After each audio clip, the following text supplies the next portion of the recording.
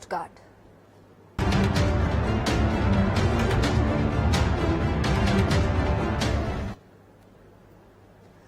Ahmedabad municipal કોર્પોરેશનનો ચૂંટણી જંગ જામી રહ્યો છે ત્યારે સૌની નજર પૂર્વ અમદાવાદના એવા ગઢ પર છે જેના ભેદવા માટે ભાજપે દાયકાઓથી એડી ચોટીનું જોર લગાવ્યું છે. કોંગ્રેસ માટે આ માત્ર એક બેઠક નથી પણ પોતાનું અસ્તિત્વ ટકાવી રાખવાનો સેફ ઝોન છે, જ્યારે ભાજપ માટે આ એ અજય કિલ્લો છે જેની દિવાલોમાં ગાબડું પાડવા માટે આ વખતે માઇક્રો પ્લાનિંગની નવી રણનીતિ ઘડાઈ છે.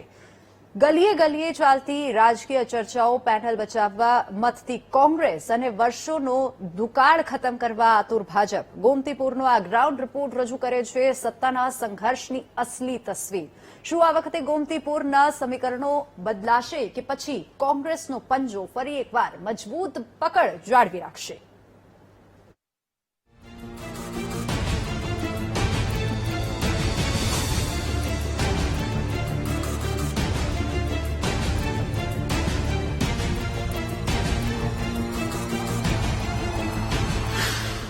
મતપેટીમાં પંજો મજબૂત પણ રસ્તા પર ગંદકીનું સામ્રાજ્ય. ગોમતીપુર ગામની હાલત એવી છે કે જ્યાં રોડ બનાવવાના નામે માત્ર ડામરના થર ચડાવી દેવાયા છે, જેના કારણે રસ્તાઓ ઊંચા અને લોકોના ઘર નીચા થઈ ગયા છે. પરિણામે ચોમાસામાં ઘરોમાં ગંદકીના પાણી ભરાવા એ અહીંની કાયમી નિયતિ બની ગઈ છે.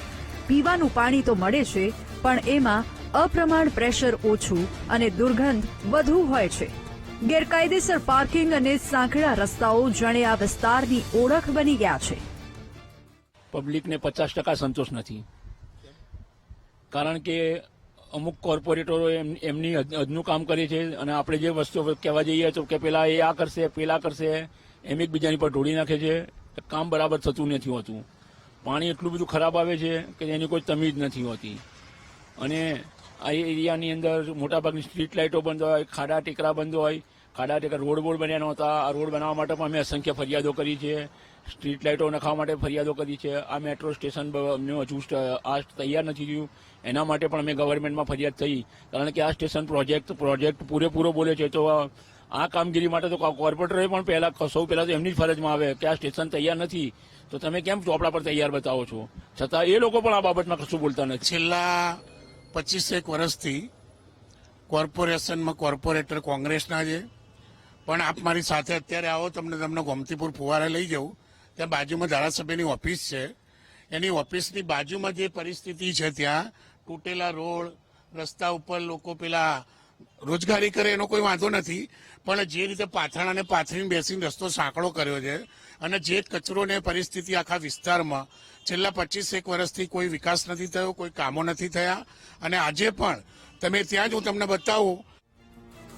સૌથી મોટો વસવસો એ છે કે જે નેતાઓને જનતાએ ખોબલે ખોબલે મત આપ્યા એ કોર્પોરેટરો હવે માત્ર ચૂંટણીના દેડકા બનીને રહી ગયા છે.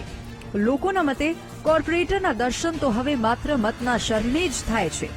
વર્ષોથી સત્તા ભલે એક પક્ષ પાસે રહી પણ સમસ્યાઓ પણ એ જ પક્ષની જેમ સ્થાયી થઈ ગઈ છે.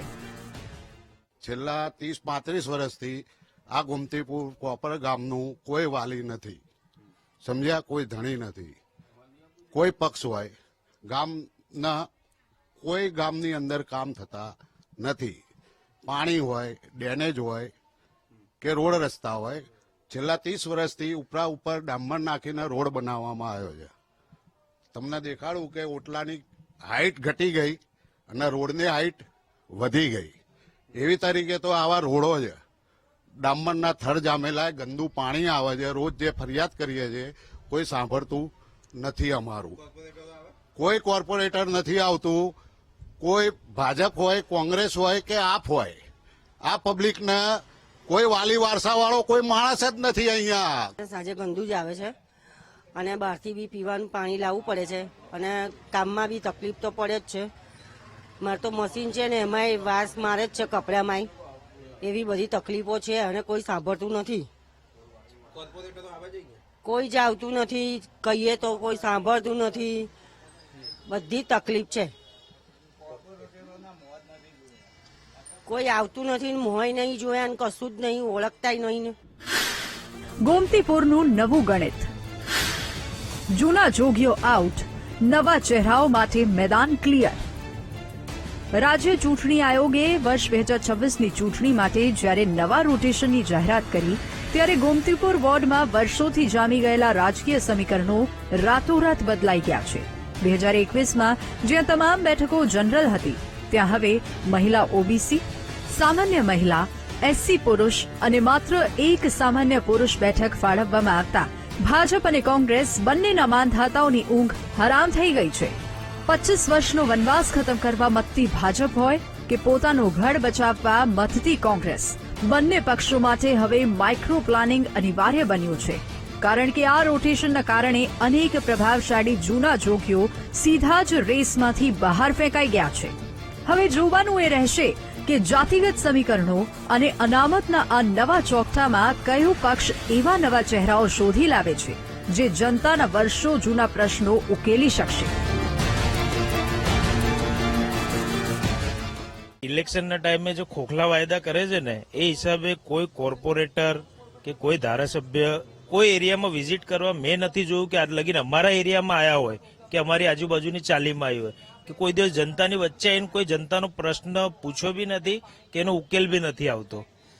બીજી વસ્તુ કે તમે ગમે ત્યાં જુઓ, આજે તમે ગોમતીપુરમાં ક્યાંય બી ફરશો ને તો નકરી ગંદકી, ગટરનું પાણી, રોડ ડેમેજ, ખાડા, ક્યાંય કોઈ વસ્તુની સુવિધા નથી. જ્યારે કે જાહેર જનતા નીકળે છે, કોર્પોરેટર લોકો પોતે નીકળે છે અહીંયાથી, બરાબર, તો બી એમને એવું નથી થતું કે ભાઈ આપણે પોતે જોઈએ છે રોડ તો આપણે એ રોડનું કંઈક સમાધાન લાવીએ કે ગોમતીપુરનો પેચીદો જંગ. સ્થાનિક રણ મેદાનમાં આયાતી ચહેરાઓનો સહારો. ગોમતીપુર વોર્ડની ડેમોગ્રાફી પર નજર કરીએ તો અહીં દલિત અને મુસ્લિમ મતદારો નિર્ણાયક ભૂમિકામાં છે. જ્યારે અનામતની લોટરીમાં ઓબીસી મહિલા બેઠક આવી પડતા બંને પક્ષો પાસે સ્થાનિક સ્તરે સક્ષમ અને જીતી શકે તેવા મહિલા ઉમેદવારોનો દુકાળ વર્તાઈ રહ્યો છે.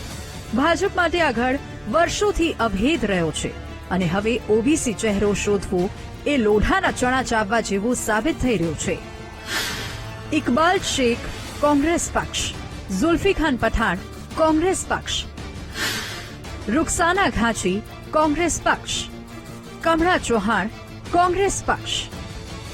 અમદાવાદ મ્યુનિસિપલ કોર્પોરેશનના જંગમાં ગોમતીપુર જેવો કોંગ્રેસનો મજબૂત ગઢ તોડવા માટે ભાજપે આ વખતે કોઈ કસર બાકી નથી રાખી.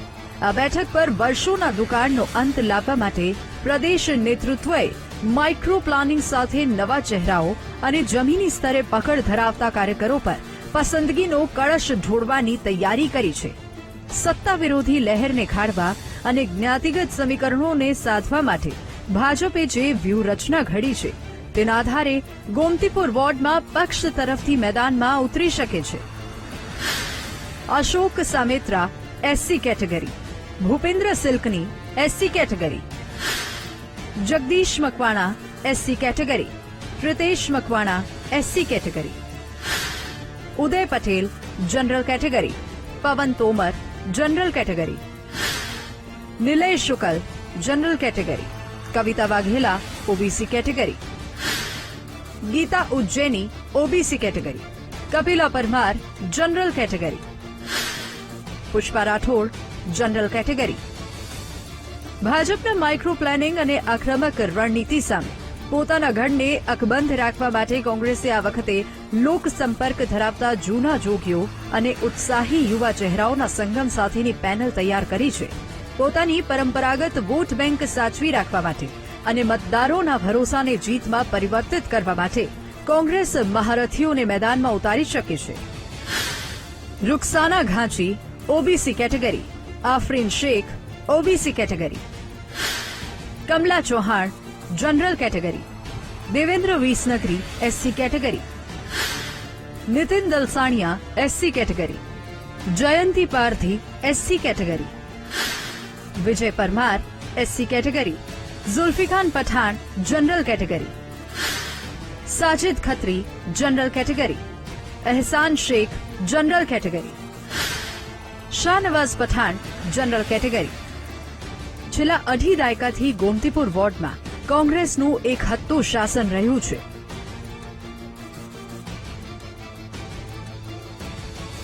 ભાજપ અગાઉની ચૂંટણીઓમાં જીતની નજીક પહોંચવા છતાં અંતિમ ક્ષણે પછડાટ ખાતું આવ્યું છે, પરંતુ આ વખતે બદલાયેલા રાજકીય સમીકરણો, મતદારોની સંખ્યામાં થયેલો ઘટાડો અને નવી અનામત બેઠકોના ગણિત વચ્ચે ગોમતીપુર બંને પક્ષો માટે લિટમસ ટેસ્ટ સમાન સાબિત થશે.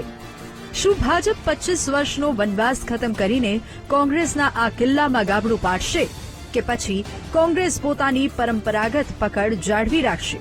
સત્તાના સંઘર્ષનો અસલી ફેસલો હવે જનતાના હાથમાં છે. ગોમતીપુર વોર્ડની વાત કરવામાં આવે તો છેલ્લા 25 વર્ષથી જે આંતરિક વિસ્તાર છે, જે પોળનો જે વિસ્તાર કહી શકાય, જૂનું ગોમતીપુર કહી શકાય, તેમાં મૂળભૂત માળખાકીય કોઈ પ્રકારના કામ થયા નથી, રોડ રસ્તા બન્યા નથી. આ ઉપરાંત જે પણ રોડ બન્યા છે તે વગર ખોદાણ કર્યા વગર બન્યા છે, જેના કારણે લોકોના ઘર નીચે થઈ ગયા છે. અનેક સમસ્યાઓ છે, પીવાનું પાણી શુદ્ધ આવી નથી રહ્યું. અનેક વખત કોર્પોરેશનમાં ફરિયાદ કરવા છતાં પણ કોઈ ઉકેલ આવતો નથી. કોર્પોરેટરો વિસ્તારની મુલાકાત પણ ન લેતા હોવાનું લોકોએ ફરિયાદ કરી છે. સાથે જ ભાજપની વાત કરવામાં આવે તો ભાજપ લગભગ 25 વર્ષથી ગોમતીપુર વોર્ડમાં શાસનથી દૂર છે, ત્યારે હવે આવનારા ઇલેક્શનમાં, આવનારી ચૂંટણીમાં લોકો કઈ રીતના મિજાજ રાખીને મતદાન કરશે તે જોવું રહ્યું. કેમેરામેન પ્રવીણ વાઘેલા સાથે પાર્થ જાની, વીટીવી ન્યૂઝ, અમદાવાદ.